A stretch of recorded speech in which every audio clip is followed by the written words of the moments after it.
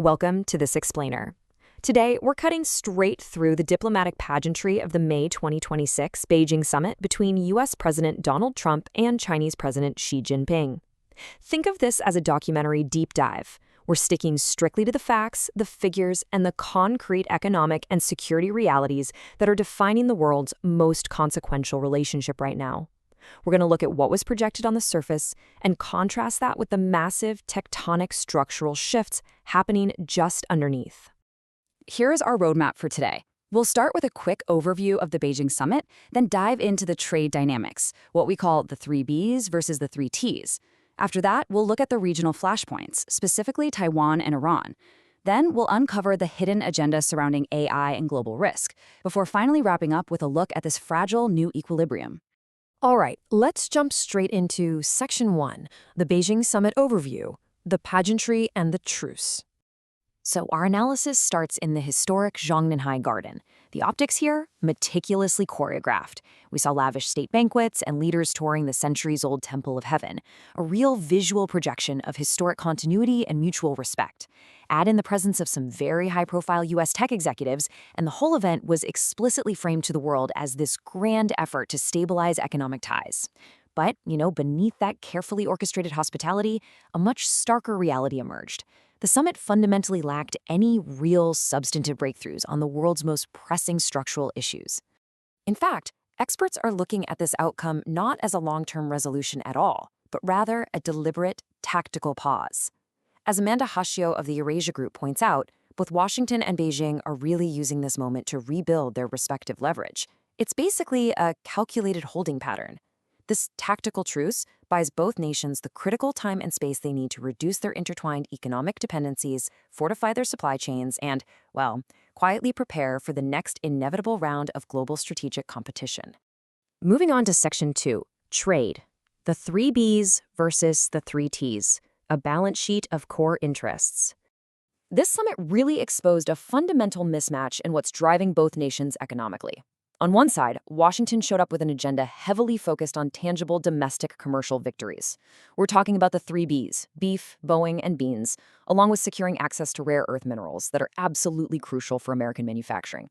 But on the other side, Beijing arrived with demands that are deeply structural. Their 3Ts focus on broad trade fairness, easing those suffocating technology export controls, and absolute American restraint regarding Taiwan.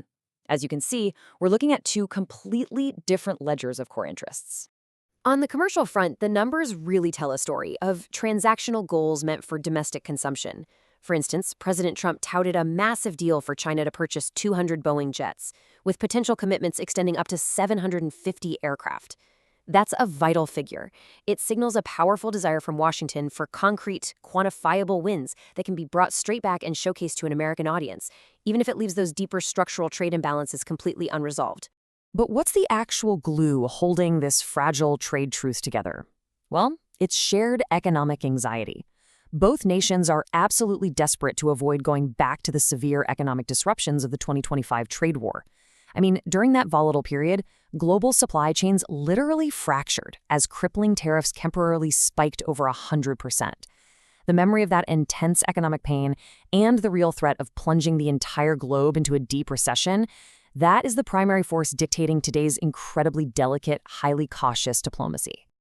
Now let's look at Section 3, regional flashpoints, Taiwan and Iran. Because beyond the trade numbers and those commercial aircraft orders, a deep, unyielding geopolitical gridlock persists. According to assessments from organizations like the National Committee on American Foreign Policy, the total lack of movement on regional security really highlights the limits of this top-down, leader-driven diplomacy. A handshake in Beijing simply can't undo decades of entrenched military positioning, competing regional alliances, and deeply held national security imperatives in the Pacific and the Middle East. To understand the sheer scale of this gridlock, we just have to look at the Taiwan Strait. $14 billion. That figure represents a planned, yet currently stalled, U.S. arms package for Taiwan. It remains a central, highly volatile point of friction. During the summit, President Xi explicitly warned that improper handling of the Taiwan issue could cross a red line, leading directly to clashes and even conflicts. The United States, meanwhile, firmly maintained its long-stated defense posture, leaving us with a tense, unyielding diplomatic stalemate over the island's future. And here's a fascinating perspective. Beijing's overarching strategy might not be about finding a diplomatic middle ground at all. Former National Security Council Director Julian Gerverts notes that Beijing appears to be using the summit specifically to solidify the current status quo. Instead of trying to strike grand, transformative bargains with Washington, Chinese leadership is focused on locking in this current phase of strategic stalemate for the remainder of Trump's term and ideally beyond. It's essentially a long-term strategy of patient deterrence. This geopolitical gridlock extends heavily into the Middle East, too, specifically regarding the ongoing US-Iran conflict, which has effectively closed the Strait of Hormuz. This is a critical global choke point. To put it in perspective, approximately 20% of the world's oil usually flows through this narrow waterway. Its closure has created massive, cascading anxiety for global energy markets, threatening to severely disrupt international supply chains and drive up inflation worldwide. The diplomatic paradox here is really stark. Both the US and China desperately want those global energy flows restored to prevent a devastating global recession. Yet, their perceived geopolitical responsibilities are completely at odds. The US is intensely pressuring China to use its massive economic leverage as Iran's largest oil customer to force a reopening. Conversely, voices in Beijing push back aggressively, basically arguing that since the United States largely created the crisis through its regional posture, Washington bears the sole responsibility to fix it. That brings us to Section 4, the hidden agenda, the interdependent AI frontier. Moving beyond traditional geopolitics, we have to confront the shared frontier of artificial intelligence. Framing AI strictly as a zero-sum race to the finish line creates incredibly dangerous blind spots for both superpowers. As Tsinghua University's Xiao Qian points out, in a global environment that severely lacks basic trust, technical glitches or unexpected system failures in advanced AI could far too easily be misinterpreted as deliberate, coordinated military attacks. The technology is fundamentally interconnected, which means unilateral security is practically impossible.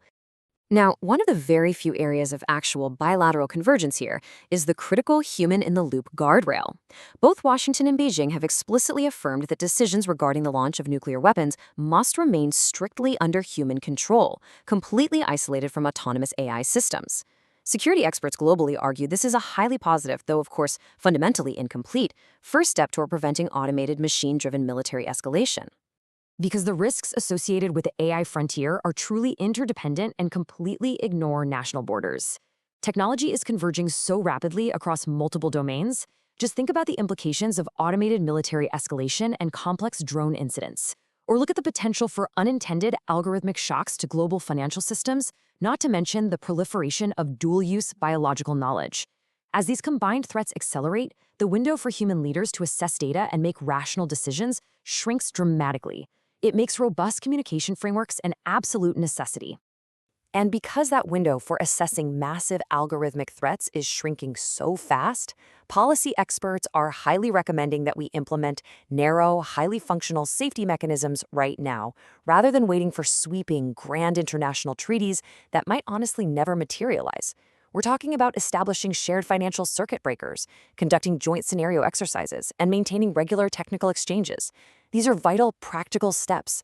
These incremental measures are designed to build functional trust, ensuring that a localized AI-driven anomaly doesn't spiral into a global economic or military catastrophe. Finally, we reach Section 5, Conclusion, a fragile equilibrium. There's a stark acknowledgement emerging from Chinese academics right now that the era of unilateral pressure is effectively over. As Fudan University's Wu Xinbo observes, the balance of power is shifting towards greater parity. The relationship has reached a new, highly complex point of equilibrium. This is an environment defined by a tense, undeniable mutual interdependence. It's an equilibrium born not of ideological alignment, or even basic trust for that matter, but of sheer, pragmatic necessity in our heavily integrated world. So, the ultimate takeaway from this summit analysis is clear. Global governance on existential issues like AI safety, pandemic prevention, and regional stability is no longer just some secondary diplomatic concern that can be sidelined by trade disputes. It's become a structural, shared necessity for both superpowers. Regardless of their ongoing strategic rivalries and economic decoupling, the sheer scale of modern global risks literally demands a baseline level of functional cooperation. And we'll leave you with this final thought to ponder. As the complex, high-stakes geopolitical maneuvering between Washington and Beijing continues to shape our global future, the real test won't be the lavish pageantry of state summits. The true test is whether a tactical, highly transactional truce and its narrow incremental trust building can actually survive the overwhelming pressures of a broader, deeply entrenched strategic stalemate. Thank you for joining us for this explainer.